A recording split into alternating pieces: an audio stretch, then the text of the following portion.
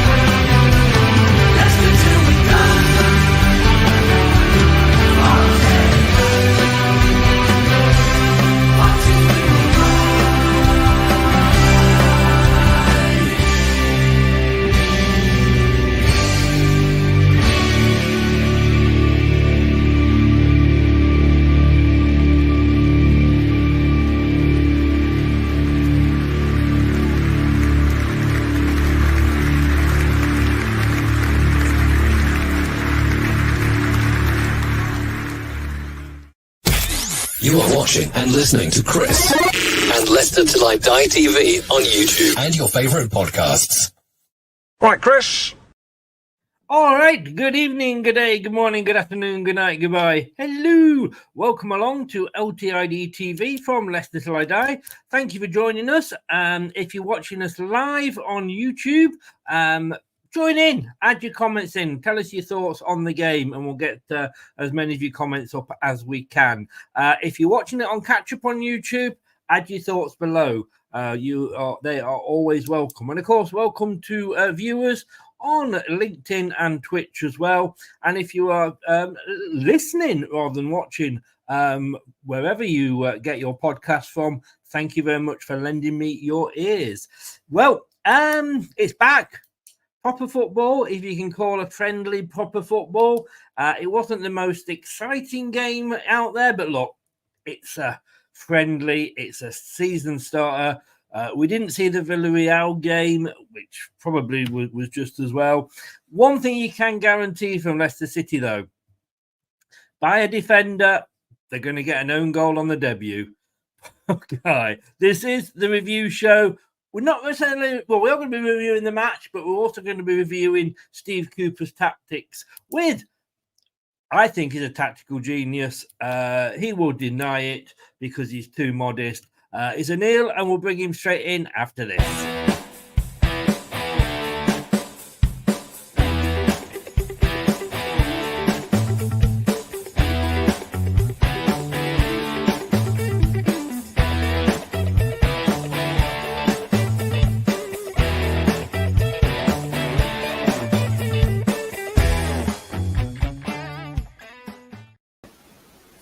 Anil, hello, good evening. How are you?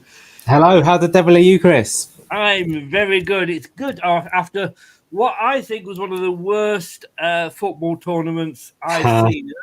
I'm in my 60s. It's glad to think that we're on the verge of getting proper football back.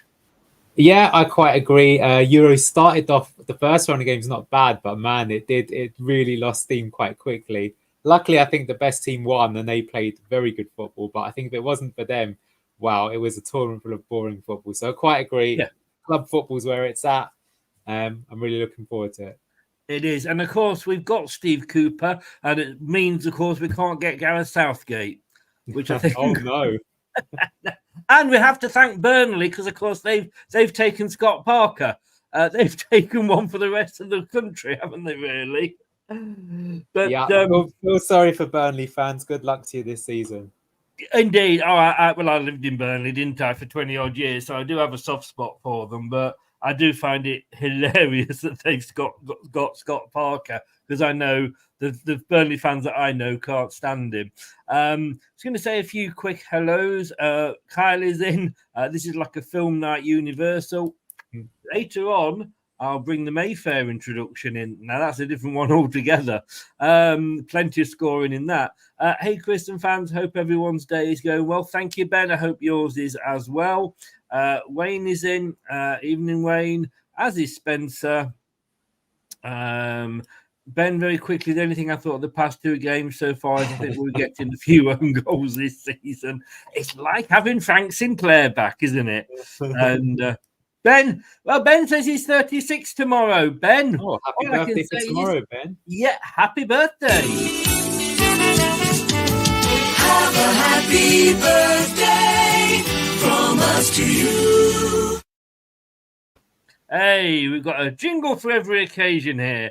Have a good day. Right, I want to just start before we get onto the match itself. A couple of things we're going to talk about, something that you mentioned, but I want to bring this in. This kit. Now, what are your thoughts? Because I did the watch along last night and I got mixed reviews. First of all, are you a fan?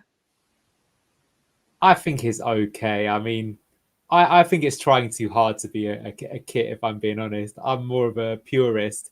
But I will say, having seen players wear it and running about, it looks all right. I've seen worse. I've definitely seen much better. And I do get that usually the third kit is kind of the experimental kit where you might want to try some stuff. So, okay. What I like is the fact you haven't put the sponsor in that picture, which I think considerably worsens it. But Yes. yeah, I mean, it's okay. I could see people both liking and disliking it. I'm neutral on it. I'm doing a Switzerland. You are, aren't you? That Yeah. fence is definitely between those butt cheeks there, Anil. But yeah, I love it. I mean, I think for me, look, the home kit's always going to be blue. In some form or another, it's going to be blue. And these days, it's very, very hard to justify 70. I mean, I'm going to sound like my ex-wife now, but to justify 70 odd quid every year for a shirt that is essentially the same. And the problem with the away kit is you've got to be careful because we went through a long time where it was always white, then it was always a version of yellow, and that then becomes the norm. We've gone through every color. I mean, we've had red, white, we've had green, we've had gold, we've had black, we've had pink. No, not so recently.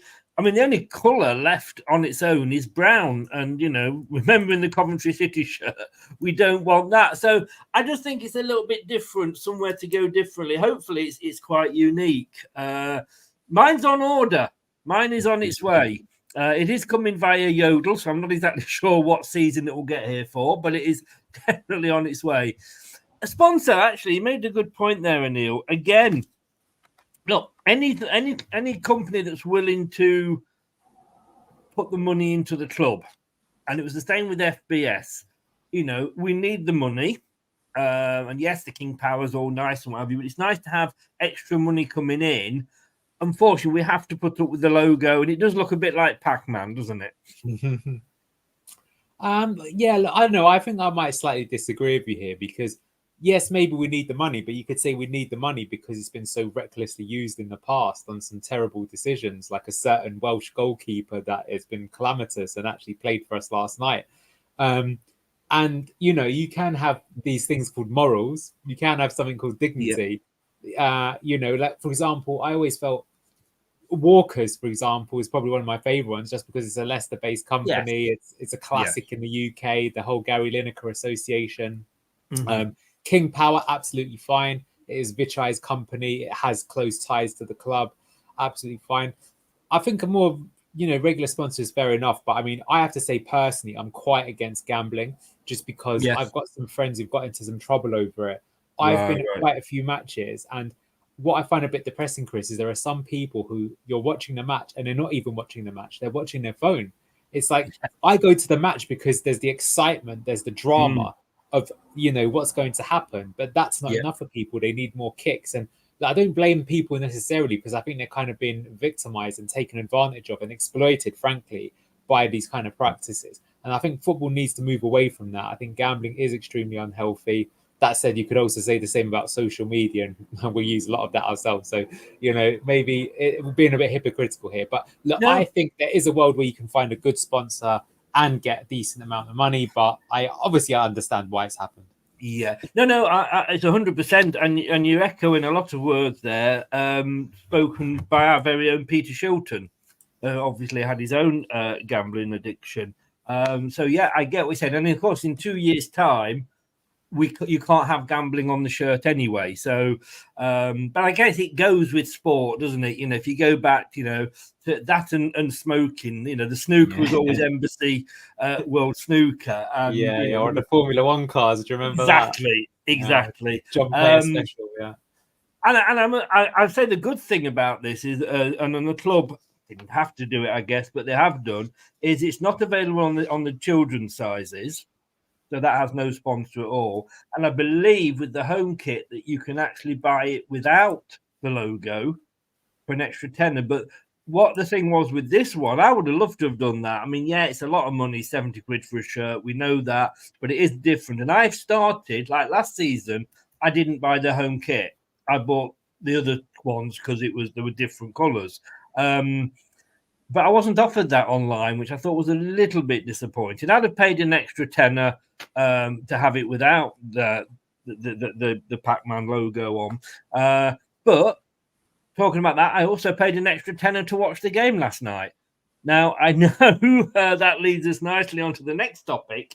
Jeff Thomas was on social media, obviously the Leicester fan who works for TalkSport, and he was saying £10 was a lot of money.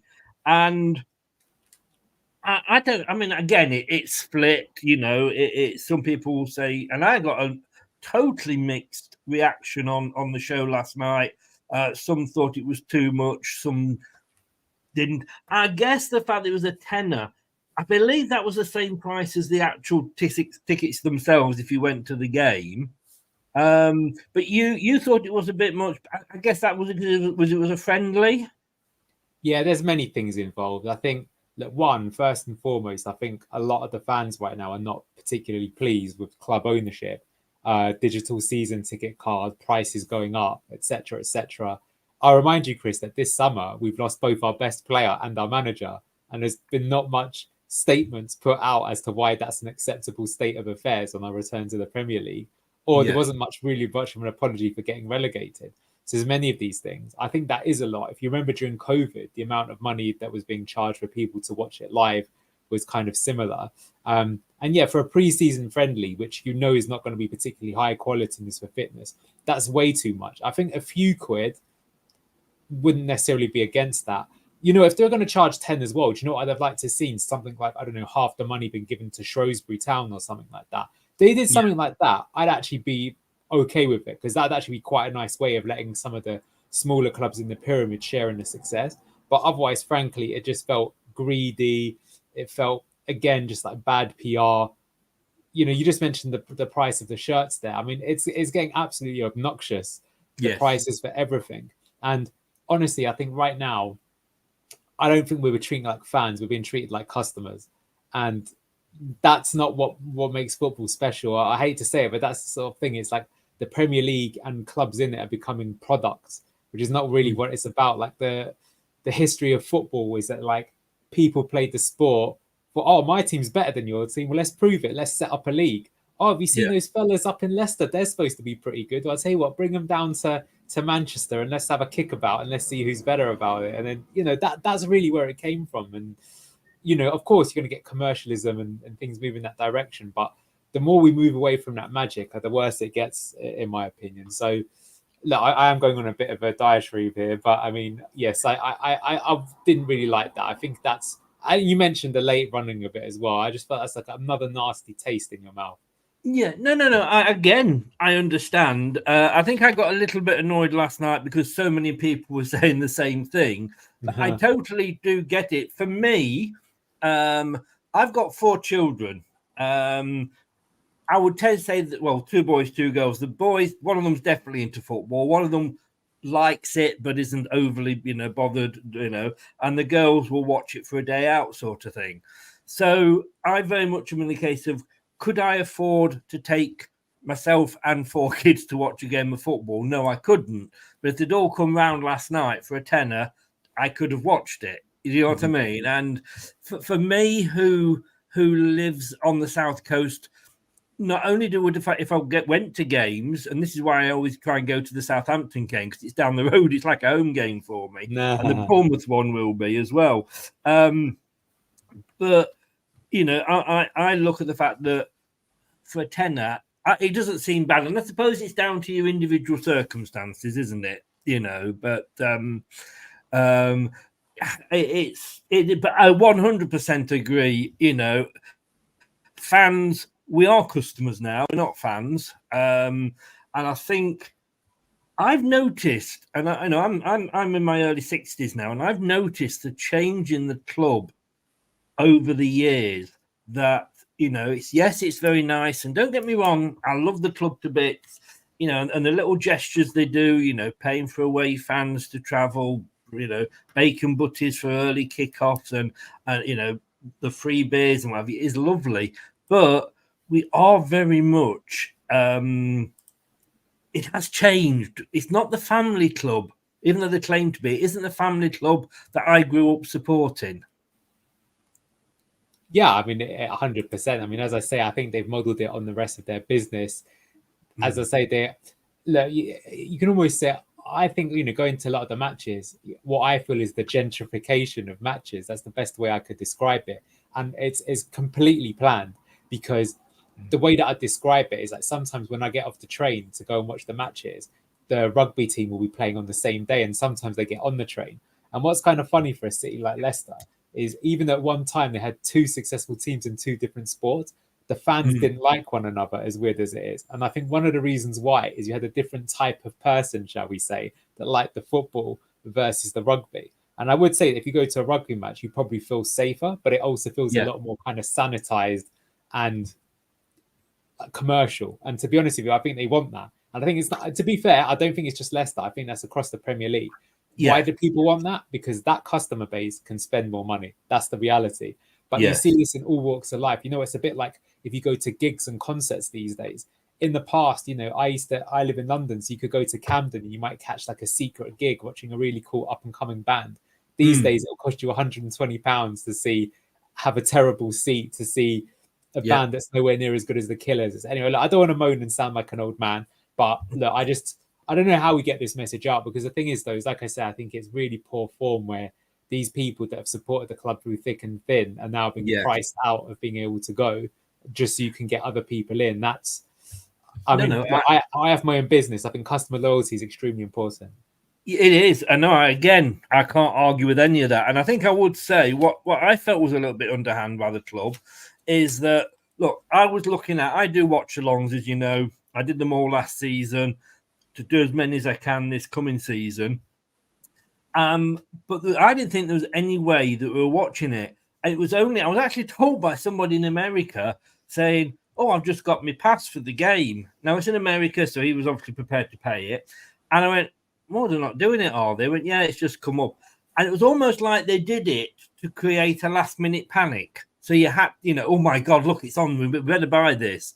And I thought that was a little bit underhand, but there we go. Are they going to charge £10 for each game? Again, maybe if they'd done £10 to see all of the pre-season friendlies, that would be acceptable. But imagine they do that for every game. I mean, Christ, that's going to cost you like £30-40 by the end of it. Well, anyway, let's move on. But I'm not a fan, put it that way. And there are other ways of watching it that we're not allowed to talk about. But I must admit, yesterday I didn't know that it was whether it would be or not. As it happened, it was, as Joe Smith said there a bit just before about the lady in the pink leotard. We don't recommend that, obviously, but that's up to the individual. Now, let's get on to the game, because, look, Steve Cooper's not first game in charge, second game in charge, but we didn't see the first one. It was behind closed doors, so the bits I have sort of seen clips of. I hate behind closed doors. It reminds me of COVID and no atmosphere. During COVID, I could not watch a game where there was no sound effects. I had to watch the channel that had the sound effects on because it was just weird. It just didn't work. Now, I know you've done a video. Now, I've done one that's got the team lineup on. Have you got that, or do you want me to use mine? You can do yours. I mean, even if we repeat some of the stuff, I'll talk through it. Mine's a presentation rather than a video, so it's like I'm just going to talk. Yeah. But let's start with yours. Yeah. Well, here was the starting lineup. Didn't feel a lot different, to be honest with you, because were all players that we'd known. There wasn't particularly anybody new in there.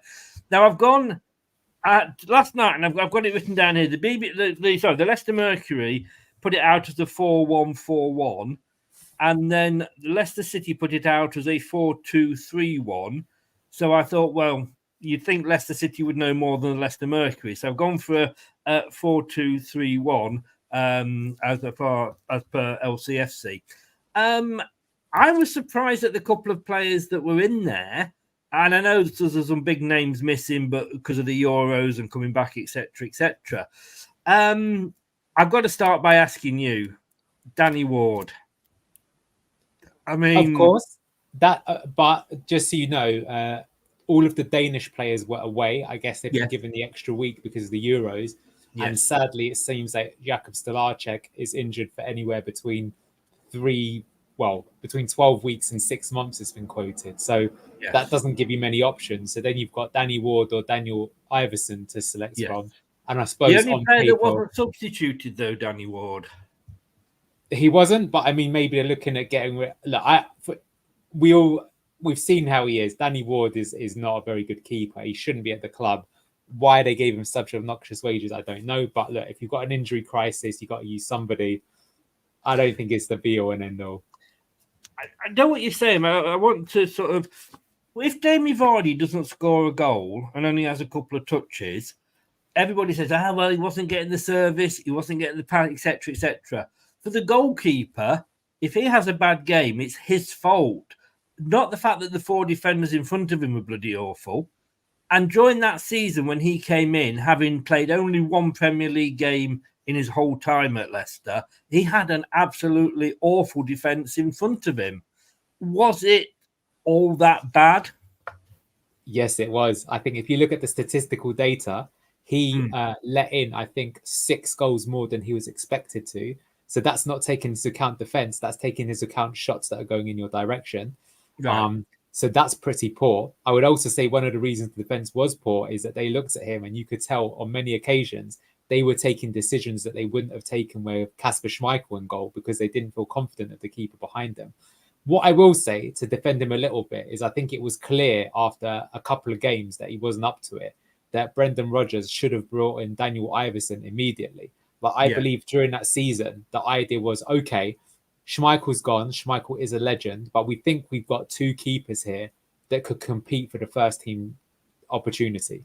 And what I thought and why I was okay with not getting a keeper that season is like, well, they're fair enough. It's like, Iverson's probably up and coming. Danny Ward's there. And if one of them's off form, you can switch to the other. Yeah, if both of them can't do it, that's a bit unfortunate. But then in the January window, you go maybe and buy someone.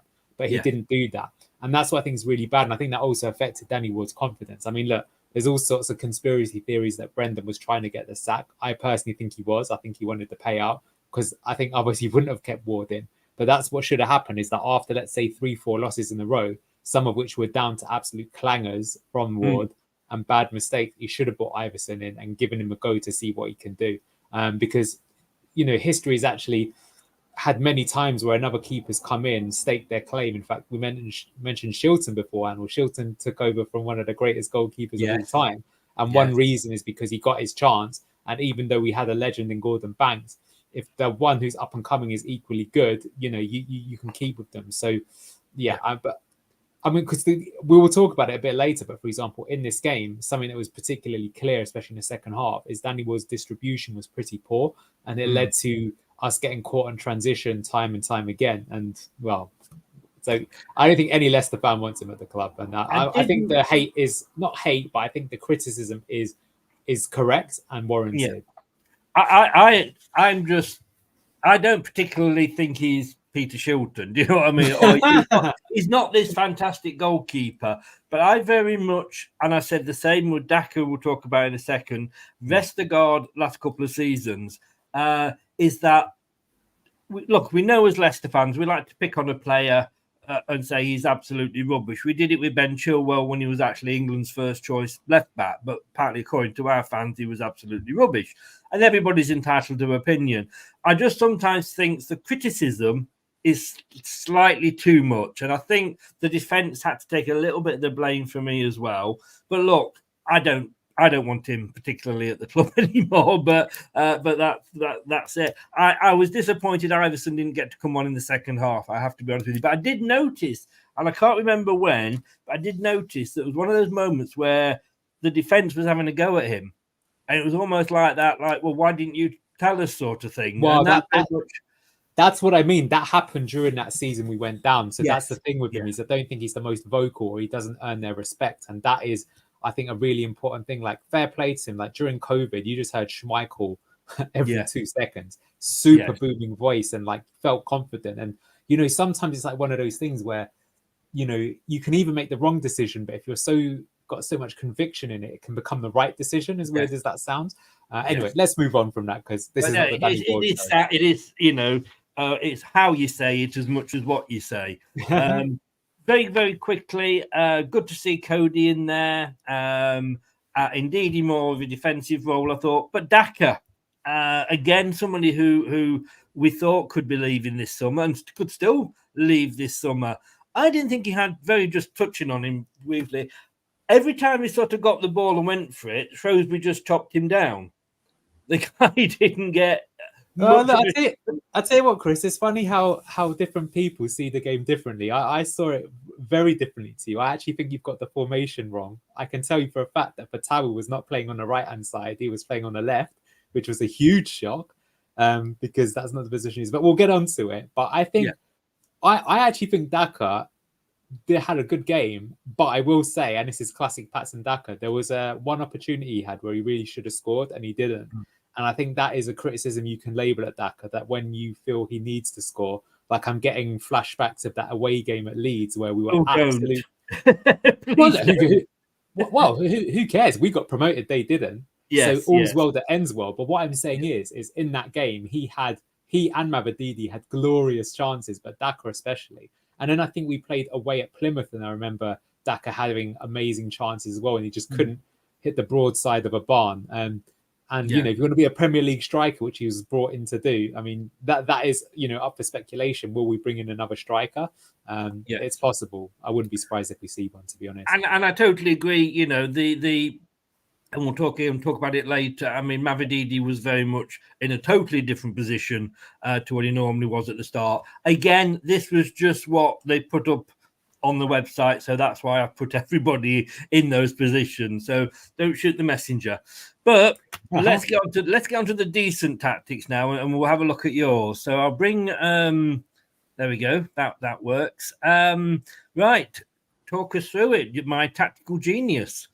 Thank you. Well, I wouldn't say that, but to give people who are listening some context. So I actually have up to a UEFA B license. It took me ages to work my way through and go up to that. There is one above that, which is the UEFA Pro. Now, I want to do that, but in order to do that, you actually have to apply to real clubs and ask them to get training and things like this. And at the moment, I'm not doing any active coaching because I've got a job. I actually run my own business. So it's a bit of a hobby. To put it honestly, I used to love Championship Manager as a kid, and I guess I loved that game too much, and I got into it. I love playing football. I still play it to this day. I'm not very good, but I like to think from the analytical side. But look, just because you got coaching badges doesn't mean you're a good manager or a tactician. No, I actually had Gareth Southgate. But but what I would say, Chris, to be fair, is on the course they do these days have specific sections that talk about things. So I think I've got some sort of, it's not just random guy on the street, although it kind of is. Well, the funny thing is, if I go back, my son's 29 now. So if I go back 20 years, I was actually a coach for his football team, his Saturday morning football team. I know. Well, there was a manager and then there was a couple of assistant managers. And as part of that, I did the FA Part 1, whatever it was called. Oh, yeah, great. Yeah. Sponsored by McDonald's. Now, I call it the enthusiastic dad level. Yeah, that is what it is. But we had to go off and do a course, half a day or a day at the local club, just doing different things. And I've forgotten it all anyway now. But I've got to say, if you've got up to the level that you've got up to, congratulations. And do go all the way. Do go all the way and do it. But look, over to you, Anil. Yeah. So what I was going to say is that look, there wasn't that much time to work with because this match happened last night. But what I did is during the stream, I've literally taken screenshots. So I've kept the receipts, so to speak, and I'll kind of talk you through with my thinking. So yeah, just want to put out there what I'm saying is not 100% factual, may not be right. It's my interpretation. Of course. But one thing I would say, there's actually a common job even in football is you can become an analyst, and you might be asked by someone to be like, hey, Chris, we're playing Spurs first game of the season. So I want you to go and watch their games and come back to me with a report and tell me how they play, who are their key players, what do they do when they're on the ball, in transition, etc., etc. That is a sort of thing that you'd expect to do on the level that I'd be studying for, which is one of the reasons why I'm quite into this. So very start of the game, which I think is important because you'll see the sort of shape. And there were a few things that we wanted to ask. So last season, there were a couple key features to our play. One was we used this 3-2-5 shape and we used an inverted fullback, as they call it, right? So you start off in the shape that you first showed, which is kind of 4-2-3-1, but when you're in possession, your fullback moves into midfield to give you an extra man there to create a box midfield. Now, we actually were using a kind of box midfield. So here you can see, right at the kickoff, we've got Harry Winks and Wilfred Ndidi standing next to one another. But here already is the first big change. So it's Ndidi who's playing next to Winks, and Ricardo is out here on the right-hand side, which he did not do last season. So that's already a big question that people ask, and you're getting your answer. And I think it's extremely interesting to see that Wilfred Ndidi was wearing a number 6 shirt. He has worn the number 25 shirt ever since he's been at Leicester. That's been his number. And he signed a new contract in the summer, and he's been given the 6th shirt. And Steve Cooper wanted him at Forest. So I think Cooper has said to him, Wolf, I've got this specific role in mind. This is what you're going to do. You're going to be a linchpin as a central defensive midfielder again. You're going to be playing next to Harry. So there you go. I think that's already quite a big statement.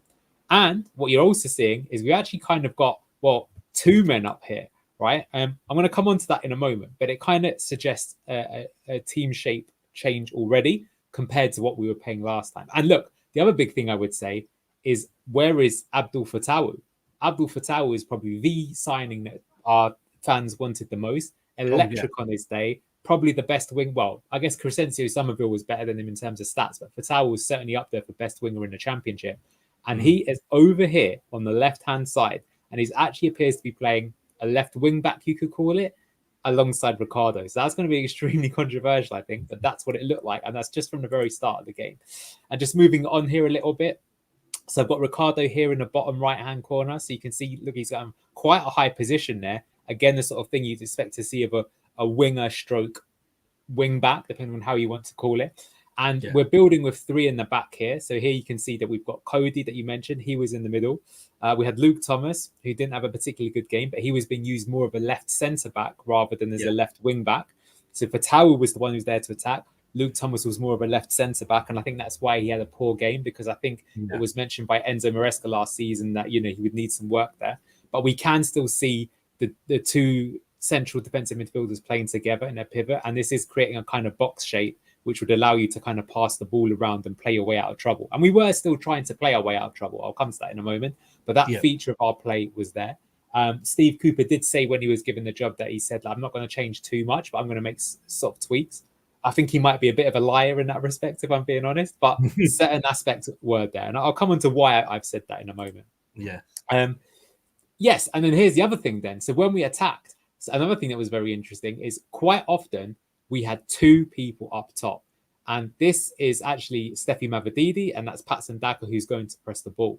So this is also very interesting that, we on the attack are going to be putting an extra man forward. It indicates a big role change for Mavadidi, because last season he'd be the left winger, so he'd be all the way out here. So he's completely in a different position here.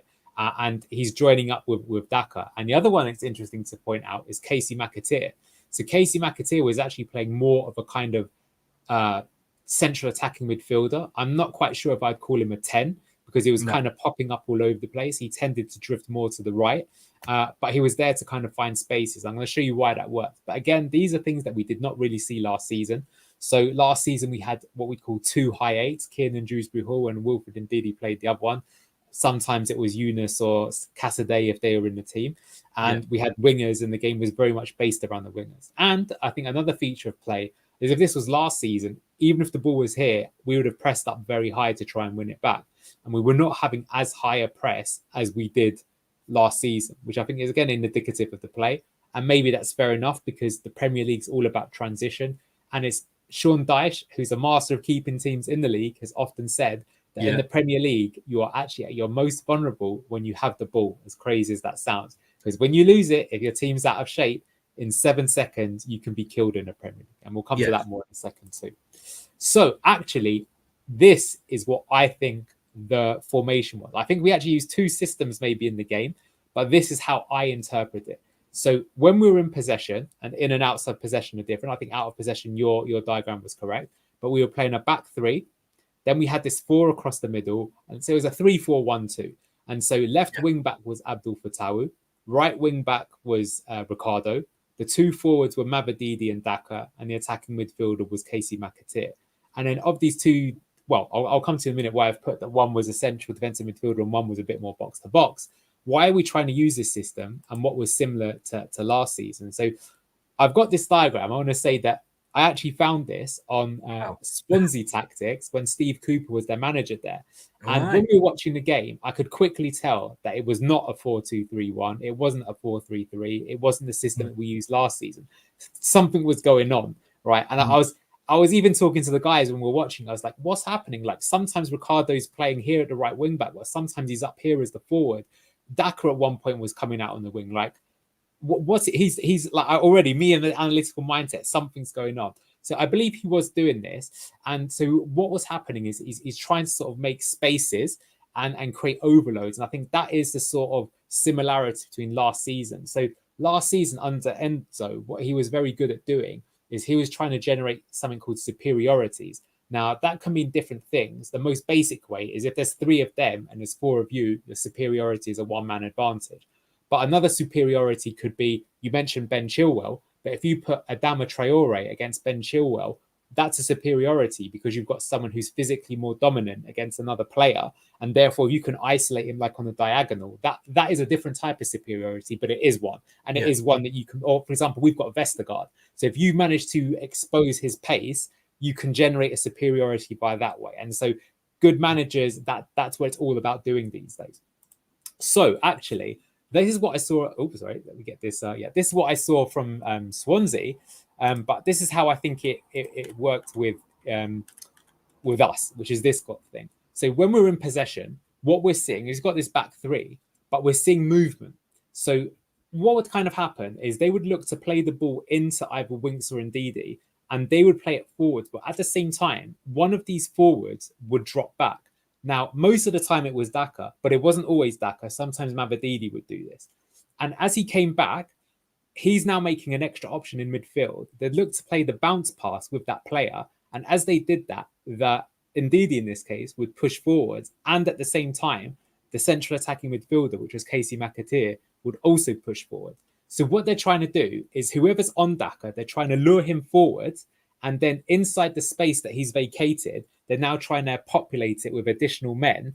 And this is called like vertical transitions. So he's trying to be a bit more direct and have these quick vertical transitions to all of a sudden generate a superiority in the final third where you can get, let's say, a 3-on-2 and you've got faster players running onto it to potentially finish. And what's interesting is that although we didn't score from that directly, we did create that pattern of play. I would say maybe 6 times in the match, it was working. I would also say if you've seen the clips against Villarreal where Mavadidi scores, exactly the same things happens. That's how they pulled it off. So this is going to be like a big feature of the play. And the idea is that when we go for it, we're trying to turn defense into attack quite quickly. I would say certainly a lot faster than we did under Enzo and trying to generate it that way. And that's how we've got the kind of spaces. Now, that kind of has pros and cons because, you know, as again mentioned, the transition, it's like if it works, you can cut a team open very quickly. What I did notice in this game is that quite a few times, if we lost it immediately, it actually put us in trouble quite quickly, right? So this is kind of the thing. Like a lot of people were quite critical of Enzo's style, because it was so controlled. And, oftentimes it was boring. I'll admit that the last match of the season against Blackburn, I think after the first half, I couldn't remember anything. I was just like, did anything even happen? Like, I felt like just like we didn't even generate a single opportunity.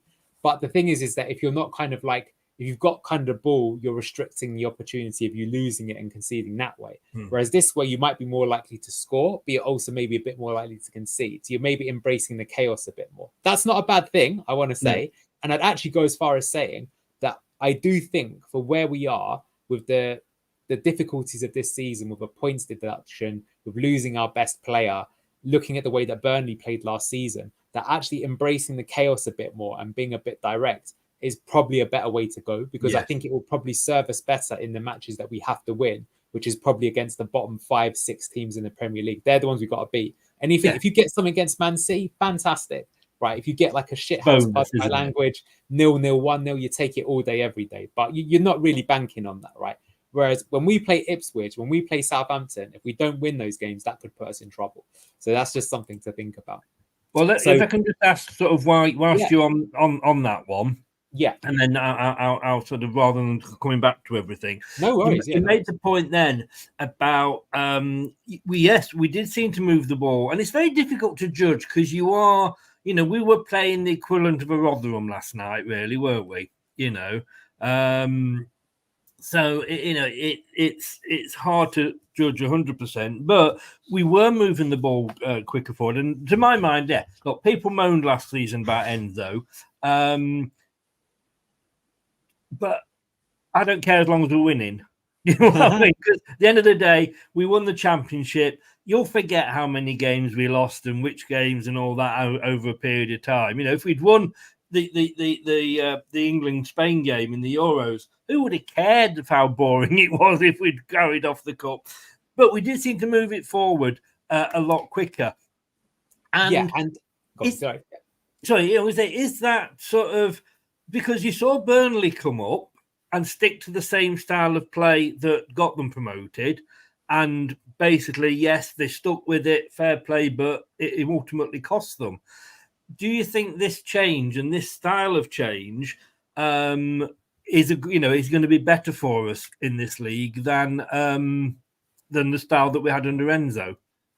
Well, that's a great question. I mean, ultimately, the proof's in the pudding, right? Of course, yeah. You couldn't answer it. I mean, that's one of the interesting things about being a coach or a manager, is that there is a form of artistry to it, right? And your vision of playing football. But to be honest, I think that if we tried to play the same style as we did last season in every game, I think we'd get undone in certain matches. I think there's horses for courses. Don't get me wrong, I can see it working in some games. But the thing is that, look, the thing I will say, like to give Enzo a lot of, just so you know, and we'll get to this as we go through this presentation, I still think that Enzo Maresca is quite the superior coach to Steve Cooper. And so, we've got a downgrade. I'm just being honest there. Even though Cooper might on paper have achieved more in the English game than Enzo Maresca, trust me, from me watching it from a coaching perspective, I can tell you who scored top of his class and who was like middle of the range. And the way that Enzo set up his team is that we were playing many teams that had a deep defensive block and who had no intention to play football. And he created space with clever attacking patterns of play whilst reducing the amount of chances conceded on us. And I think that's why we won the championship, whereas Leeds, for example, didn't go up because they struggled against the deep blocks pretty badly. Look, it didn't work every time. Football is hard to be perfect every single game, but he was good at doing that. But what I'd say is in the Premier League, teams are not going to be parking the bus against us. In fact, I can honestly say I think I could only expect maybe one team who might do it. And that's maybe at the King Power when Everton come to play us. Sean Dyche is a sort of person that doesn't care about shit housing, and he might be like, I don't care if we have 30% of the ball, break us down, lads, what you got. He might do it. If David Moyes was still a manager, he would do it too, but he got replaced by Julien Lopetegui. So even West Ham aren't going to do it. So in that case, it's going to be more about the transitions. And that's what I've just mentioned, that we're looking to score off quick vertical transitions. So I think on paper, that does make sense. What I will say is, if you remember that Southampton game at the end of last season where we won 5-0, we still played Enzo ball. But what we did is we weren't necessarily looking to control possession so much. We were just looking to play it through the lines on the floor. I mean, you can call it tippy-tappy, but it was quick, fast, short passing. It was done with a purpose. So I personally think that that's the blueprint to go to. But I think, to be fair, we were trying to do some aspects of that yesterday. What I think is a bit worrying, though, is that if you've got Wilf as one of those central defensive pivots in the box midfield instead of Ricardo, it's just the fact that he's not as good on the ball as Ricardo. And, you know, a lot of people, for example, said when Wilf was having a bad time and he looked poor. But I can tell you that from a tactical point of view, what teams started to realise is that the way that Leicester built from the back is that they could target Ndidi. And they also knew that Tielemans, who played next to him, didn't have that much stamina. So they were creating pressing triggers where when there was a gap, when Yuri Tielemans stepped up, they would press Ndidi then because they wouldn't have time to get back to help him. So all of a sudden, Ndidi was 2-on-1. He's definitely not good enough to play out of 2 versus 1. They'd rob the ball from him and they'd score a goal. Playing Winks next to him, maybe that's enough to help him out. We'll have to see how that goes. So there are pros and cons to it. But long-winded answer, I do actually think that the faster transitions is probably better suited for a team coming up from the Championship who's lost their best player and is expected to probably not dominate the possession in most of the games. An underdog type of thing. I think that is a better way of playing. And I think if you look at the odds currently, what a lot of the bookmakers are saying is they think Ipswich are the most likely to stay up of the promoted teams. And one reason is because of the way that they play. They play more of a transition style as well. Russell Martin, he wanted even more possession than Enzo. If they tried that in the Premier League, I think they're going to bit of a rude awakening. So there you go. But look, that, like I say, I just want to say that that's an opinion. The opinions of Anil do not express the opinions of Leicester Till I Die TV or Chris. So blame me, not him. Disclaimer there. Disclaimer. What I'll say to you is I'd love to do this with you maybe a few months into the season and when we can analyse it. And I do also know that definitely. Steve Cooper, to be fair, what's good of him is he's not completely married to one system. He'll change it if need be. He will be like, you know, okay, they play like this, so we need to play like that to counter it and things like that. But sorry, did you have any more questions? I'm quite happy to talk about this. Otherwise, I got some more stuff that I got. No, carry on. No, that was just a question. Oh no, sorry, one other thing. Yeah, you and forgive me if I'm jumping on things that you're going to talk about. Yeah, but you did mention obviously at the start there's a lot of players still to come back. Yeah. Do you think that is the same way we'll play when we've got the likes of Hermansen in goal if he stays, and we've got Vestergaard in the back? That's a great question. Yes and no. So I have to say that the thing that stuck out like a sore thumb to me yesterday is, look, last season, I think that 2 of our most important players were Ricardo Pereira, who, in my opinion, after Kiernan Dewsbury Hall was my player of the season. So given that KDH left, he was the player of the season. And the second one was Fatawu. And he's changed both of their positions, which I've got to be honest with you, Chris, that doesn't make me feel too good. I think Fatawu is an explosive attacking right winger. And I thought Ricardo in that central defensive position was inspired. He showed he could do it. Yes. Ricardo, we know, can play as a right wing back, right full back. He'll be good there as long as he doesn't get injured. And I'm a bit worried because I do actually think that position change helped his fitness. Fatawu did not have a good game. And I do know that at Sporting Lisbon also play a 3-4-3 under their manager, Ruben Amorim. And he didn't look that good in that system either, right? Which is the reason why they sold him to us. But Martin Glover correctly identified that with his characteristics, and he knew that at youth team level, he played as a winger, not as a wing back. So he could play that position and he was inspired. And I just feel like, are we going to get the best out of him playing him in that position? If they were to play him instead of, you know, as one of the forwards or as in Casey McAteer's position here, I can see it working. I mean, someone's just commented there that we have been linked with Reece Nelson of Arsenal, who I think is a good player. But Reece Nelson, I think he's very similar to Mavadidi in the sense that I think he would play one of these forward roles. So again, if he's being chosen to, and I think if we're signing Reece Nelson, given that he's got that previous relationship with Steve Cooper, he's going to be a starter. So again, that makes me think that it'll be Mavadidi, Nelson, and Fatawu still at the left wing back. Now look, Fatawu's still got brilliant talent. Who knows? Maybe he can become a world-class player in that position, depending on the way that we play. But so to answer your question, you know, otherwise I would say, you know, he'd probably play Vardy instead of Daka, Would he maybe play Victor Christiansen as this left wing back and move Fatawu to the right forward? That's what I would personally rather see. Look, I'm just calling it like it is. If you look at the chance creation statistics from last season, Fatawu made like 12 chances more than any other player in the championship, despite being 19. Even though he was young and sometimes a bit reckless of his shooting, he was consistent and his decision making was overall, for a player of that age, extremely impressive. Everyone's excited for him for a reason. Like, he's the real deal. And I just think that if you're not going to use him in his best capacity, what are you doing? That worries me. The one thing I will say, losing a lot, won't we? Yeah.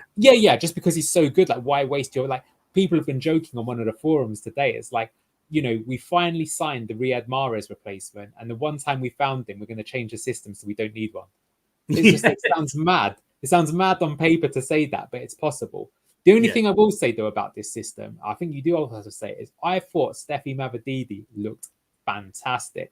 And even in the clips against Villarreal, I actually think that this system suits him better than where he was being used last season. And I think if I look at what it takes, some of the best players in the Premier League, what have they got? They're physical, they're fast, they can finish. They've got good technique. I think Mavadidi's got all of these things. I think he could be a key player. He's the right age as well. He's like 26, 27 now, I think, right? So he's coming into the peak of his career.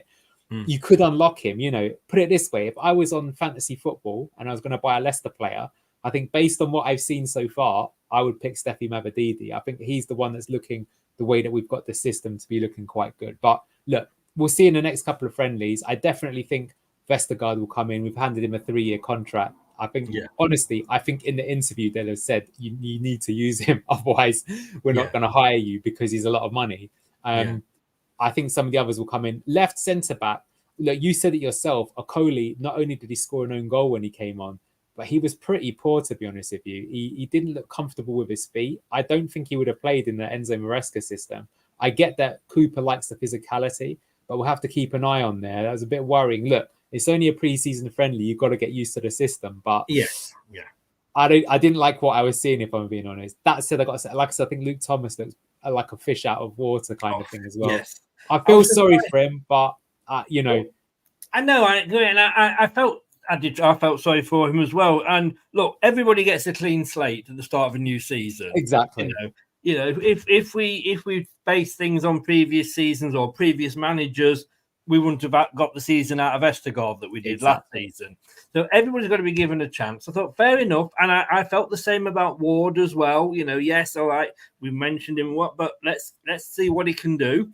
I hope somehow we can, whether he wants to stay or not, but we can somehow, and you mentioned him, employ Christensen in this lineup. Yeah, well, he could definitely play the left wing back position. So I think they'll try him there. I think, does he want to? But I think this system would suit him. He looked, other than that really awful moment he had against England, I was watching him in the Euros and he did look good. You could understand why he just played for a team that had got to the, Champions League in Italy. Yeah. So there's definitely a good player there. So I think we'll give him a shot. And just quickly, you mentioned Mads Hermansen. Absolutely, he's key. So I think one thing that I think was awful yesterday is distribution from the back. Other than JJ playing a massive direct long ball, which Casey McAteer scored from, we weren't playing out from the back anywhere near as well as we did when Enzo Maresca was in charge. Now, there are a few reasons. One could be because maybe the shape that we took wasn't as good. Like someone said to me yesterday, is that just not, as a manager, you can't make the team pass better. And whilst that is largely true, it's not 100% true, because actually your starting position and where your teammates are in the system can facilitate making easier passes. That's why, for example, a lot of modern teams have a left-sided central back and a right-sided central back, whereas in the past, you would just have two right footers. And it's because if I pass the ball to you first time, I can make sure that you receive it on your stronger foot and play forwards. That's why they're kind of targeting there. But I will say this, if you've got Mavadidi and Daka as two forwards in your team, and you've got a goalkeeper who's got insanely good distribution and we know can hit a long ball on a dime, and you're playing a quick vertical transition style and you're going to be up against it at times, that will make a difference. And I would go as far as saying that, just thinking about that out loud, I think you could see 5 to 6 goals in the season scored that way. And that could be the difference between staying up and not. Yes. So I'm glad to see that Chelsea have been linked with another keeper and not beloved Mads, because I think he may well prove, if we go down, someone will sign him, but he could be the reason Yeah. that we don't go down. And I think it Well, won't just be. I think you have to look at Schmeichel, don't you? You know, would we have gone down had we kept Schmeichel? You know, that. So I don't. Hopefully they've learnt from that. But yeah, I mean, Christensen left because he didn't want to go into that left centre back role. He wants to play the left wing back. I rated him. I really did when, you know, from what I saw of him in that half season. So fingers crossed. But look, carry on, Anil. I've interrupted. No worries. Yeah. I agree with Victor. I think he looked raw, but I think for an 18-year-old, there was a lot to like there. Yes. And I just think it was unfortunate he was brought into a struggling team. Really, you'd want to kind of feed him in, but he's older now, more experienced, and I think he'll get a shot. I just want to kind of shout out to myself. I was working with Luke on Leicester City Down Under, and this is before any of the pre-seasons went, and he said, what do you think the lineup could be? And I go, I wouldn't be surprised if we saw something like this. And I want to call out that I had Fatau as the left wing back. I had Steffi Nevedidi as one of these forwards, but this is a little bit different because here we had an attacking midfield and we've got two. But I actually think that in the second half, we actually played more of this system than we did in the first half. So we did change the shape a little bit. But again, to answer your questions, like we didn't see Bobby Reid play yesterday, which is surprising given that he has been signed. But if we do, I think he will be again like a rotation option here. You can see we didn't see about Bass, but I could see him in the team. Okoli did start on the right side, but when we moved to the left side. But yeah, the big thing here is we've got two of the Danes in Hermansen and Vestergaard, and potentially got Christiansen. So I wouldn't be surprised if we saw something like this going forward. And funnily enough, this was the shape that England started using as the tournament went on. They had Bellingham and Foden as the 10s. They didn't work. And look, one thing I'll say, which is quite interesting, is if I had to say, I just said to you there that I felt that Steve Cooper is not as good as Enzo Maresca. And one kind of like actual sort of fact I feel I can say to back up that opinion is that one thing I noticed is that the players at times were getting in each other's way. And that happened a lot of the England team where you had Harry Kane, Jude Bellingham and Phil Foden all wanting to be the 10. And it's like, you can't have 3 10s, lads. Someone's got to run in behind, right? Someone's got to dash out to the wing. Now, listen, that can all be fixed through coaching. But what I'll say is I remember seeing the first stream pre-season friendly last season. And from a coaching perspective, I was telling Neil at the time that it was insane. Honestly, like I don't know how he does it. I'm trying to literally, as an individual, I would love to know what his approach is that he can convey that amount of information to players that quickly that they could pick it up like that, because it's a complicated system. So that is just like, he must be a great communicator, use great diagrams. Maybe they pause the game and tell people where to stand. I think Steve Cooper and his assistants need to do that, but it's a whole new backroom team. We've got to get used to it. High pressure. So look, let's see how it keeps going, and that will be the room for improvement. Moving into the second half. So as you can see, now this is a little bit more like the shape that I've just shown you. I'm kind of showing the midfield. I'll talk about that in a moment. We tried a lot of players in this half, but by the end, we had Tom Cannon up top. We had 2 sort of number 10s in behind him, which was Will Alves, looked promising. Michael Golding, new signing from Chelsea, looked reasonable in his time here. I'm quite excited to see what he did. I actually thought he might be more of a midfielder, but no, looks like he's going to be more of an attacking midfielder. We had Chowdhury and Samare now coming in as a double pivot. Samare, I've got to say, I actually thought he was superb. Defensively, some people said that he maybe made an odd error, but I think he was facilitating. I thought he was running the show, to be quite honest with you. So, look, does that mean he's going to get used? I would totally... Yeah. Look, it's difficult to come out of that game and say that anybody got a 12 out of 10 or anything like that. It was a pre-season friendly, and we can't read too much into it, but you know, we do what we do.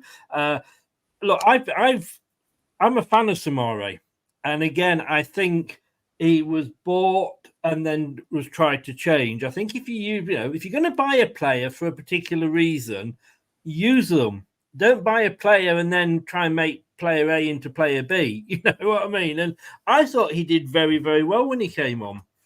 He definitely did. I will say, though, that the thing that's been always criticised from him is that he basically shies out of challenges, or he doesn't run back fast enough to track his man. And he was guilty of that on at least one occasion.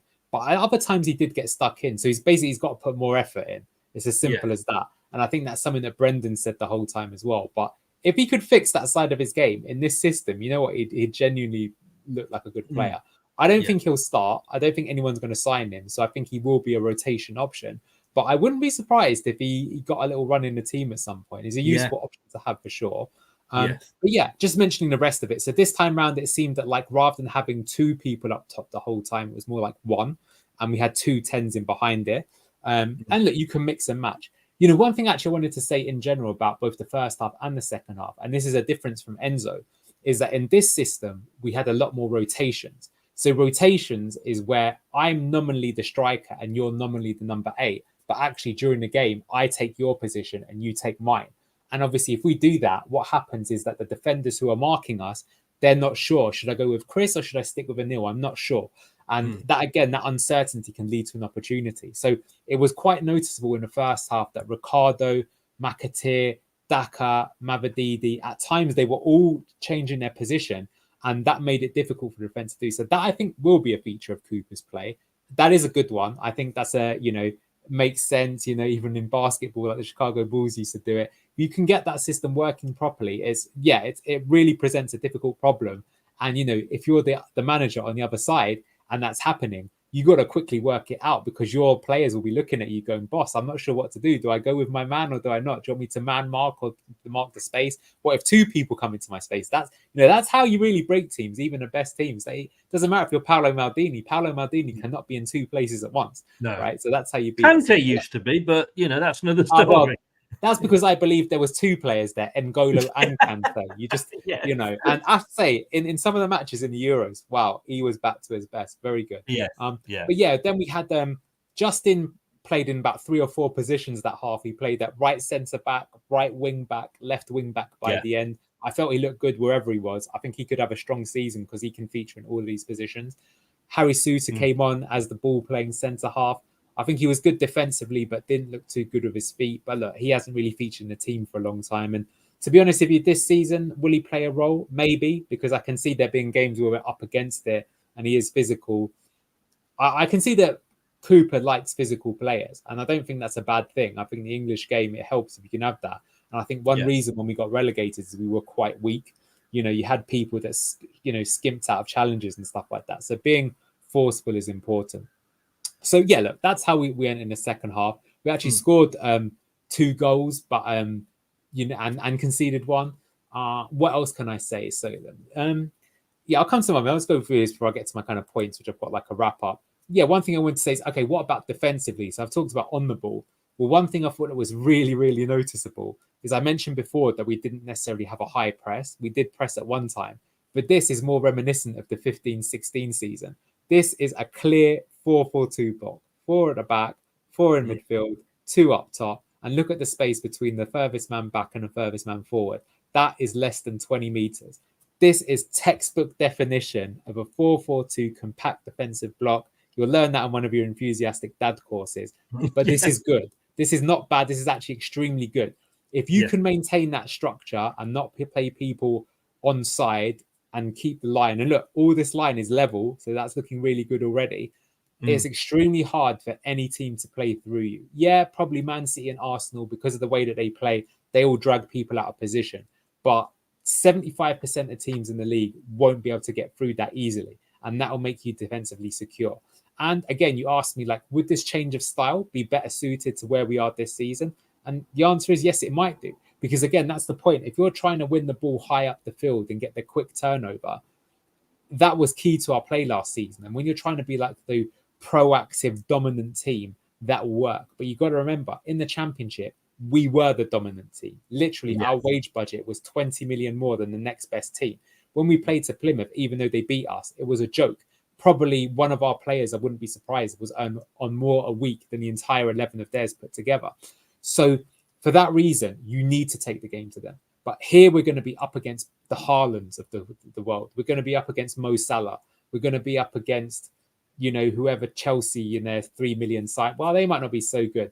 But, the Arsenal are a fantastic team, right? Martin Odegaard, Martinelli, Leandro Trossard. So against teams like that, being a bit more defensive, being a bit more guarded, having the 2 fast players up top on the break, which we did threaten a few times, it makes sense on paper. I don't think there's anything wrong with doing it. And I will say that, this vertical transitions and quickly playing through the lines was a feature. It didn't look too bad. Just again here talking about we're building out from the back here. So you can see he's waited for the player to come onto him here. This was Suter actually at this point in time. Now he's playing the sideways pass. Here you've got what I call the box midfield. So you've got 4. So you're always trying to make a free man and then get one of them to jump and then find the free player that you can pass to. Yeah, that's pretty much it. What else can I say? I've got quite a few notes here that I can talk about that I think are worth talking about. Yeah, so Mavadidi, I think he looked good in a more central stroke forward position. Looks like a key player for us this season. I think Daka did pretty well at dropping in and spinning. Mavadidi did the same, but Daka was doing it more often. Fatawi was playing at left wing back, stroke left wing, however you want to call it, but he looked a bit wasted. He only really had one moment where he got to the byline. Whereas really, if you ask me, you want Fatawi on the byline as much as possible. Cody was playing in the middle of the 3, and it looked again we were going to use like a ball playing centre back was interesting. McAteer I thought was a very interesting one. So yeah, what position was he playing? Well, he wasn't really playing. He was playing more of a 10, and like we were linked with this player called Mateus Sule. It looks like we've not got him. He's going to Roma now, but we are going to get Reece Nelson, and we've signed Bobby Reed. So I think that's a difference in our players. Last season we had kind of 2 attacking 8. Now we're being a bit more defensive, but maybe the attacking midfielders are going to be a bit more attacking. So I don't expect that to be Casey McAteer, but he scored. And I've got to say, I think he had a good game. I think another thing that was interesting is that in this game, what we saw last season, again, when we were dominant on the ball, is everyone pushed forward. Sometimes you had like Wout Fast would receive the ball and he'd run into the box with the ball and win a penalty. Again, because we had like 70% of the ball. But this time round, it's more like we had a clear back 5 and the back 5 didn't really push much further than the halfway line and the front 5 were there to attack. And why are we doing that? We're doing that so that on the transition, we have a bit more structure. That said, like I said, on the transition, we were a bit weak. And I think we almost conceded when we gave the ball away. It got played into the channel. One of the Shrewsbury players crossed it. And luckily, it was a pretty tame shot that went straight at Danny Ward. If that's Mo Salah, if that's Erling Haaland, if that's Ivan Toney, you've conceded there, unless you're lucky. So we've got to watch out for that. But look, we know it's going to be a tough season. So, that's the pros and cons of it. Can I, so while we're talking about different players, I mean, Samari, we've talked about. I want to talk Alves and I want to talk Braybook. These are the 2 players that, look, we're pinning our future hopes on. Braybook didn't get to come on, which was a little bit disappointed in, but look, we've got 3 more friendlies to come up, and we can't read too much into friendlies because you can have an awful pre-season and then go on and have a great season, and vice versa as well. And I'm old enough to have seen us win everything pre-season and then only just avoid relegation. Alves, I thought, did very, very well when he came on. He quite impressed me, actually. He was quite direct. I think this system would treat him quite well. Be interesting to see how they use him, though, because is the argument that, to be fair to him, he looks like someone that could have an impact because he's got good dribbling skills and he's direct. If you bring him on with 10 minutes to go, especially when you need to go for it, I can see him causing chaos. At the same time, though, is 10 minutes a week good enough where if you give him to the Championship, he could play every single week? I think they'll probably choose option B. But, for example, we've mentioned England a few times. England did not take Jack Grealish. But, for example, I think I would always take someone like Jack Grealish, even if I'm only going to get 10 minutes from him, because in that 10 minutes, well, to be fair, Cole Palmer did it, actually. So maybe that's why we didn't take Jack Grealish. But it's like every time Cole Palmer came on, England scored, I felt. That's what seemed to happen. So, you do need one of those players that can change things around, don't you? But it could be someone else. But I think he was promising, but he's a young lad. So do you want to stimulate his development? How much game time is he going to get? Like, let's be honest, this season, it's not really about bedding in players. We've got if we especially start the season on -6, -8 points, you've already got a mountain to climb. Got to get points on the board. So it's not about being friends this season. It's about getting down to business. It is. And I think, like you say, Alves and Braybook and probably a few others as well would benefit from a season going and playing in the Championship. As long, if we do it properly and get them where we can call them back if needed, then that's fine. Luke Thomas, we did touch on him earlier. Look, he came in, he was thrown in really, and we would have been, we were in the shit anyway that season, but we would have been it would have been over our heads had we not had him. He was a case of Luke Thomas or nobody for that position. But he did even against Shrewsbury. He was being roasted. He looked out of his depth, and if he's looking out of his depth in a pre-season against a team like Shrewsbury or League One, then I really don't see much hope. And we've only got a year left on his contract. We might not get much for him, but let's get something for him. Yeah, I don't see him featuring. I think it's notable as well that like surely he would have been used as the left wing back rather than the left centre back, but we used Fatawu there instead. So it's not looking promising for him. But look, I think we've all moved on. I mean, look, he didn't do well at Sheffield United. Then he went to Middlesbrough. They didn't want him either. You know, if he's a really good player, I'll say one thing. Daniel Iverson's gone on loan a few times, but teams do want him. They don't necessarily want to pay for him because they can't afford him, but they want him. He's a good player, right? When no one wants you, even Bouba Samare, like they can't afford him. But I do know that Sevilla were interested in retaining his services. Then they said, that'll be 80 grand a week. And they're like, no, you're right, mate. You can keep it. Yes. I think the thing, in fairness to Luke Thomas, I think half a season at Sheffield United last season would have even destroyed Messi, to be honest with you. But look, when it comes to the manager, I mean, we've, like you said, we've probably gone from the Black Forest Gatto down to the Victoria Sponge. But having watched last night, I'm not as worried as I'm, possibly was. You looked at Cooper and thinking, well, maybe we are getting like, like you say, a Victoria Sponge. But I thought, yes, he did have one or two good ideas, and we seem to have a plan B in there. Well, let's see. I mean, I'm still not that optimistic. We'll have to see. I don't think it's necessarily going to be the worst thing because, as I say, I think if you just looked at it purely on paper and take emotion out of it, you've got someone who knows the English game, good communicator, good at building a rapport between fans and the club, has done well with an underdog team, kept them up, has done well in difficult situations, had great success with England internationally with the under-20s World Cup team that won it that year. So there's a lot to like there. That said, at Forest, they only won like 2 away games in like 18 months or something crazy like that. So there's things to do that. Yeah. But do you think he's got better players to play with at Leicester? No disrespect to Forest, or probably, yes, disrespect to Forest. But has he got a better squad of players, to choose from here than he had at Forest? Well, that's the thing. No, I don't. But what I would say, if you looked at it man for man, Forest had the better squad. But what I will say is that they wouldn't have had the chemistry. There's a difference between having a squad that has played with one another, is comfortable with one another, and knows one another, versus a bunch of strangers, and you've only got like a week to train those strangers, right? Yeah. Like, this pre-season, I can tell you is absolutely key. If you can keep, like, I can tell, for example, that this season we haven't gone abroad, and this is probably Enzo Maresca's instructions, because he knows that, like, if you're playing these stupid friendlies in Thailand, how can you work with the team? Right, if you're having a very detail-orientated system, like I said, this was only the second game, and to be honest with you, these games are all about fitness. We have half the team that's not even going to play. Yeah. On game 1 of the season, it's likely that 3 people who weren't in the team today will be, which would be Vardy, Vestergaard, and Hermansen. So that's almost 30% of your team right there. So they haven't even played a single game. They haven't got the fitness yet. So it's a long time to kind of go there. But look, the jury's that we'll see. Like I say, it's just for me, the thing that worries me is I don't like that one of our best players last season in Fatawu is being used that way. No. I just what if he upsets Fatawu as well? Aberdeen was interviewed, and of course, like you say, he was his actual quote was, "The gaffer threw me in."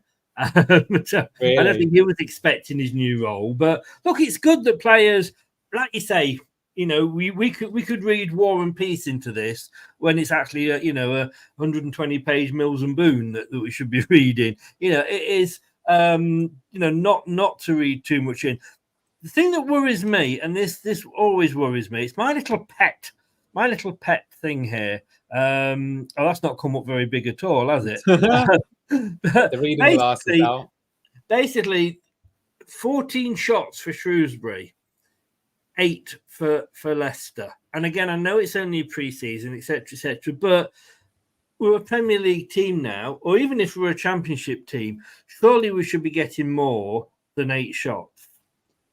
Yeah, so I can explain why that happened though, right? So the story, especially in the second half, was that we were looking for those quick vertical transitions but they were breaking down almost immediately. So either the centre backs were giving it away, Danny Ward was giving it away, or in the rare times where it got into the central pivot, Chowdhury and Samari. Actually, to be fair, when they received the ball, they did actually manage to turn and take it forward. But what I'm saying is the move broke down before it even began. Now, this is the difference between Steve Cooper and Enzo Maresca. So with Enzo Maresca, we wouldn't have gone for the transition as quickly, so we'd have controlled the game more. So I believe if we'd have played this same game with Enzo, it could be a similar sort of possession, but it wouldn't. We'd probably had 10% more possession. Shrewsbury would probably only have had 2 shots, but we might actually have had even less shots than the 8 on target, because we're looking to kind of like almost like an MMA fight to choke them out sort of thing. With Cooper's style, we have won the game, but the difference is the game was more chaotic and we actually conceded quite a few chances. In fact, we conceded more chances than they did. We don't have any stats for XG. So that's what I'm saying about the pros and cons in terms of what you're trying to look at it. But what I would say is that last season, Ipswich, who only finished a point behind us, they played more this sort of style than the style we played last year. So in other words, if you look at Ipswich, how many games did they win? Like 4-3, 3-2, goal at the last minute. And what they were saying is that, like, we're getting embraced the chaos. Like, their defense was pretty bad overall, right? But they could score goals. But look, Sheffield United, they went down last season conceding over 100 goals, right? That said, the season we got relegated, we actually scored plenty of goals, but we conceded too many, right? So that is the slight thing to worry about. And inevitably, the more shots you concede, statistically, you're more likely to concede more goals, right? So we do have to be a bit careful. But look, what I would say is that if your defence is made up of Luke Thomas, didn't feature at all last season, Ben Nelson looks like he's going on loan to Sunderland, Connor Cody wasn't in the first team last season, and Danny Ward behind him. I mean, God almighty, it's amazing we only conceded 1. And funnily enough, those guys, I think, didn't even concede. It was the team that conceded was then when we brought on Harry Suter, again, didn't feature. Caleb Okoli, okay, that's a worry because we've just spent £12 million on him. And I think Brandon Cover had come on at that point and was playing in the back 3. So that's not our first team defence or keeper. So I would like to see, by the time we go into the Germany friendlies against Augsburg and then against Lons in the final friendly, I would hope to see that our passing out from the back is a lot crisper, because it's going to need to be. And what I said to you like a bit earlier is that with Ndidi and Ricardo, that could be the other worry. That I think Ndidi is going to be better at winning the ball back. But what about us getting out of trouble? And all the teams in the Premier League press. And the thing I will say about Maresca is that his style and why everyone was excited for him last season is everyone was kind of like, that we'll probably go up anyway. They want to touch wood and everything like that. But on paper, we should do. But if we're smart, we could learn the style of play so that when we return to the Premier League, because we've had this whole season of training it, we're already good to go. And we could shock a few teams and maybe sneak a mid-table finish rather than just staying up. If we're changing the system dramatically, not sure. And his style was all about playing it out of pressure when you're getting pressed. And I would say some of the teams that tried pressing us, our most impressive performance were against them. Both times Southampton tried to press us, they got murdered. Away game at Leeds, look, in the end they won, fair play, but we could have been out of sight in that game. And it's because we were playing around their press, exposing them, creating the overloads. Look, we could do that in this new system, by the way. So maybe I'm getting a little bit carried away, but we shall see how it goes. But yeah, that's why you're right to call out those statistics. And that is the worry, is because we were giving it away too cheaply. And you know what? The England national team is guilty of that as well. If you look at Spain, after they scored their first goal, England probably should have lost 3-0. But luckily, they got kept in it. And that's exactly what was happening.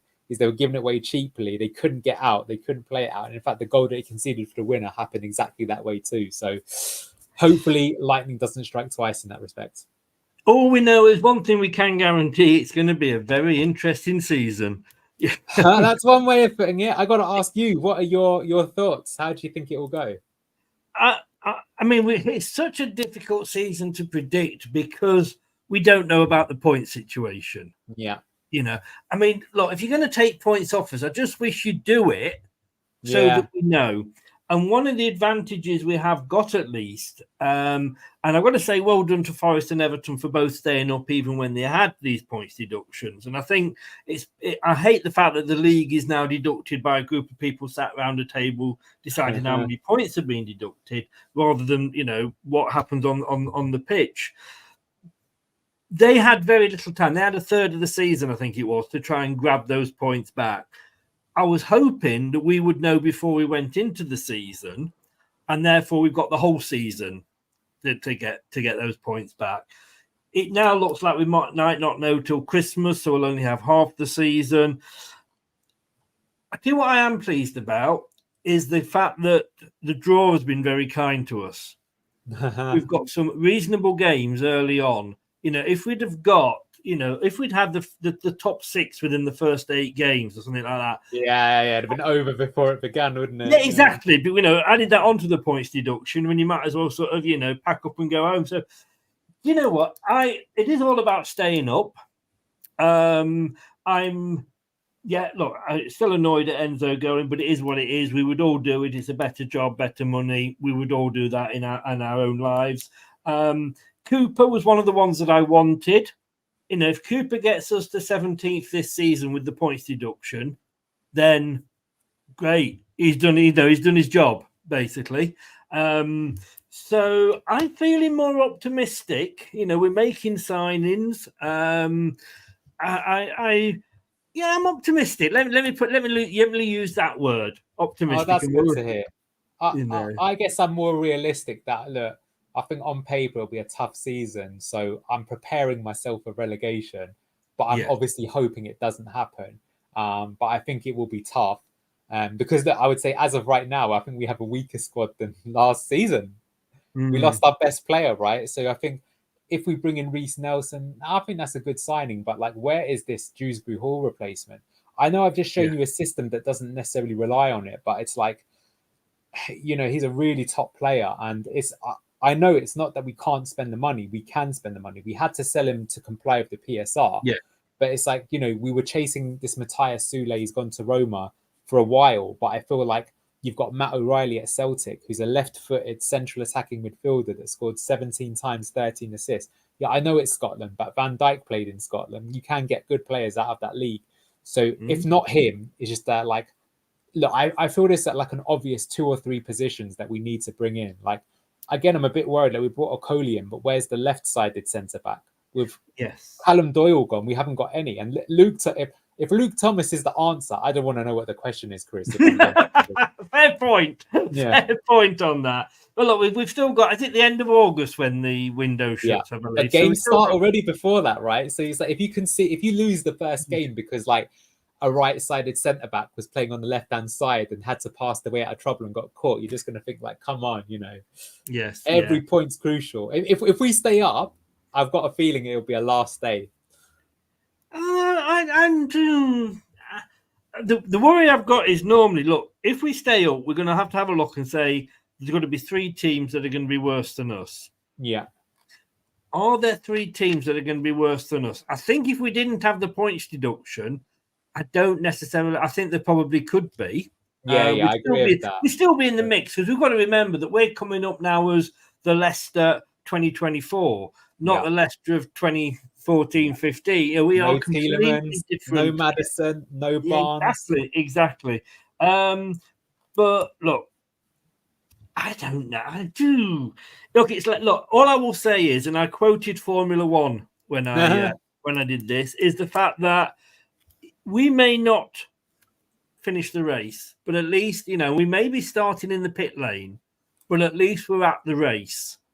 Yeah. And that's the thing that matters. I mean, if we go down, yes, there's going to be the knock-on effect of maybe sanctions. I don't know, but like I say, give me 17th now with the points deduction, and I'll bite your hand off. Yeah, I think we'd all be like that. I think there's still reasons to be optimistic. Let's see. I mean, could there be 3 teams worse than us? Definitely, there could be. Yes. I think Southampton will probably go down. Ipswich, we'll have to see. They're signing Championship players rather than Premier League. They've got a great manager and momentum, though. And that home crowd, I think, will get them a lot of wins. Yes. No, not sure there. But see, teams from last season that I think could be a bit worried. I think Brentford, I think even Everton are always, or those Dyche is obviously, if they had any other manager. Who else? There's still a few other teams there. Brighton's an interesting one. I think they'll probably stick up there. Forest could go for sure. So And they might also get a points penalty. That will also be a big thing. If some of these other teams get a points penalty, then it makes it more interesting. We're talking points penalty, but like you say, I mean, I had a gentleman on, and Gavin, and I hope he forgives me because I can't remember his name, but he does all the financial FFPs and PPIs and all that, whatever it is, for Sky and the BBC and all the papers. And he came on and he actually said there were 3 other teams in the Premier League that were, this was before, obviously, right at the start of the end of last season, 3 other teams in the Premier League other than Leicester that are going to be in financial trouble. Yeah, it was Newcastle, Aston Villa, Forest and Chelsea, all 4 of those actually. Well, he did. That's why they were all trading players with one another. Exactly. Yes, they could still get caught out. So anyway, it's all speculation. So let's not. It is. But I mean, that's how they do it. I mean, what did they get? They got 50 million. Did we get for KDH? And they've given him as of a contract, which were what did they pay for KDH? 30 million. Yeah. 30 million over a 6-year period. That's technically 5 million a year. That's how they work it out with the finances. Yeah. But because they sold us Golding, who came through the system for 5 million, they get that anything. 5 million in 1 year. So basically, they've got a free year on there. That's it. It's it's so dodgy. There's another one that's a bit controversial at the moment, which is that Forest sold their goalkeeper. They bought him for 5 million, but on the books, they've sold him to Newcastle for 20 million. And it's like, I think they're going to get called up for that because it's going to be like, you guys, there's fair market value. I think, to be fair, some of the other deals that were done, even if they were a bit eyebrow raising, they weren't crazy, right? Like, Chelsea signed one of Villa's prospects for 20 million as well. And it's like, but to be fair, it was their best prospect. So maybe that's understandable. But as I say, if a goalkeeper that only played 4 times last season all of a sudden quadrupled his market value, you've got to be thinking something's up there. But look, I'll be quiet now. I think we've said it. There's a lot of dodginess going on. So I think there will be other teams other than us that will struggle. I think the other one that sprung to my mind, and it was hinted at, was Wolves, and I think they could maybe struggle as well. Well, they could struggle anyway. I think that they had some problems beforehand. I don't think they've necessarily got the strongest team, but the thing is that when you look through the Premier League, just the thing that's terrifying, and this happened even in the season that we went down, is that even the quote unquote bad teams have ridiculous players. Like Wolves signed Mateus Cunha, was it, from Atletico Madrid for 40 million when they were bottom of the table. It's like, what? Like, Leicester have never signed a player, I think, for 40 million, I don't think. I think Yuri Tillemans is their record at 32 or something like that. Yeah, so, Yuri Tillemans, just under that, yes. Yeah, so that just goes to show you that, like, that's a random thing that you can do. Like Forest, like, again, they've signed some crazy players that they've got in their team. And crazy numbers as well. Well, they have. That's why they're in under trouble. But, I mean, I'm just saying that, like, that is the big difference, is that, there are no kind of easy teams anymore. Like, look at Palace. Oli Glasner, who Bayern Munich wanted as their frigging manager. I know they sold Michael Elise, but they signed so well with their youngsters. Eze, Adam Wharton, Mark Gay had an excellent Euros. I mean, they reckon, I think if all those 3 were to leave, then they would be in trouble. Sniffed around by other clubs, then suddenly you could see Palace struggling as well. Definitely, but that's like saying Leicester City without James Maddison, Yuri Tillemans, and Harvey Barnes would probably struggle. And that's where we are. So you don't know. Like, Fatawa was brilliant last season, not played in the Premier League. Mavadidi was great last season, not played in the Premier League. Mads Hermansen, great in the Championship, played 0 minutes of Premier League football, right? So honestly, I was feeling really good. Now sorry, I just ruined your vibe. I live on the first floor, so I'll probably go and jump out my window now. Oh, please don't. Anil, this has been absolutely brilliant. Like I say, you know your stuff, really enjoy it. And maybe I'd love to, if you were interested, do 4 this season. So do one, like another one in a quarter of the way through, and then maybe half and 3. Do you know what I mean? And Well, I do also for Neil as well. I do, as you know, there's a bit of an ulterior motive. Why do I do these things? It's because, as I say, I am planning on doing my UEFA Pro at one point. Yes. And so this is a sort of thing that it keeps you sharp. It's a bit like going to the gym, I would say. So I do it. And look, what I'd also say for anyone in the comments in the section as well is please feel free to challenge any of the things that I've put here, put your opinions in there as well. What I think is fun, like one of the fun things about football is you can all learn together. You can be like, well, I think you're wrong about where Casey McAteer is playing. I don't think he's playing in that position. I think he's playing here. I think he's doing this. I think he's doing that. That's all good. And, you know, that's why in an official team, you've got multiple analysts and coaches, right? Because it's very easy to see something that isn't quite right and you need to fact check it and all that. And I just said, I'd love to see the football fan on social media that says, I think you're wrong, rather than you're just talking bullshit. But no, Anil, look, I really, really appreciate it. Beyond the 90, you go on there as well, and do check that out, guys, if you haven't already. Another great Leicester channel. Thank you very much, sir. Take care. Good luck with your courses. And you are way past enthusiastic dad level. And hopefully see you later in the season. Likewise, have a good one, Chris. Have a likewise to fans out there. See you later. Bye-bye. Brilliant. Thanks a lot. Take care. Bye-bye. Today's took myself out then. Right, let me just make myself a little bit bigger. And I'll just run through what's happening. We've had a few changes. This week. There we go. That's it. So we were tomorrow night. And thanks, Anil. It's great. And do check out, say, Beyond the 90. Great channel if you like Leicester. We were tomorrow night going to be doing the prediction league for the ladies. Unfortunately, we've had to reschedule that. So on Friday at 5 o'clock, we are going to be doing the prediction show. We're going to be doing the prediction league again next year like we did this year. If you're thinking of joining, there is limited spare spaces. It is time. You have to register by a particular time. All the information on how you can join, 5 o'clock for a very quick show before we do the watch along for the Palmero game, is it? And then on Saturday, we'll be doing the predictions for the women's football show with Daisy from Devils United TV. She knows her women's football. She really, really does. Lot more than me. And I have to say that if you are wondering what's happening with the women's football, because it had gone over to LTID TV2 with Brad, it's actually been brought back this season into onto this channel, LTID TV1. So the women's football, you can find that on the main channel here. Brad, he's got other things going on in his life at the moment. So thank you all very much. I really, really, really do appreciate it. Thanks to Anil. Great guest, great tactical knowledge that guy has. And we'll be back with you, like I say, not tomorrow, on Friday at 5 o'clock. Thank you to everybody that's been watching, everybody who's commented in the chat. Thank you for your great thoughts, Andreas as well. And if you've listened via your podcast platform of choice, thank you very much for lending me your ears. I will see you soon. Come on, you foxes.